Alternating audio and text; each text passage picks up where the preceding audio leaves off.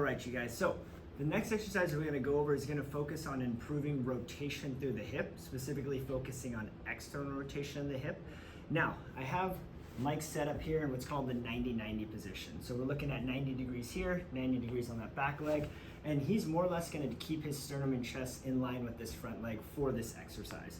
So sitting up nice and tall, start off with sitting in this position for about a minute. Let your body get used to it, because the front leg is at end range external rotation, the back leg is at end range internal rotation. So it could feel like he's getting really tight on that back leg, he feels like he might be tipping over. If you notice these things, that is okay. It just shows that we have lack of internal and external rotation at our end range positions.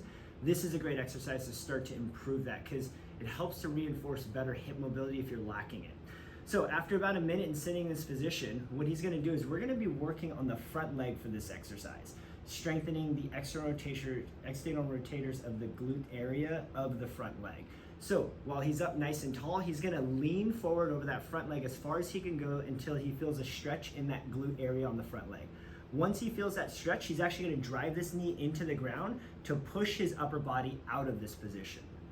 There we go. Slow and controlled leaning forward to get the stretch, and then essentially we're gonna drive that knee down to push up out of this position. It's a great way to strengthen the external rotators of the hip. If you find this is too challenging, he's much stronger.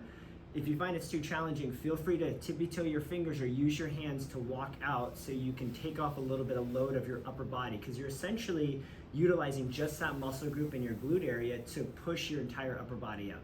So if it feels too challenging, use your hands to walk out and walk yourself back in until you feel strong enough to do it without your hands.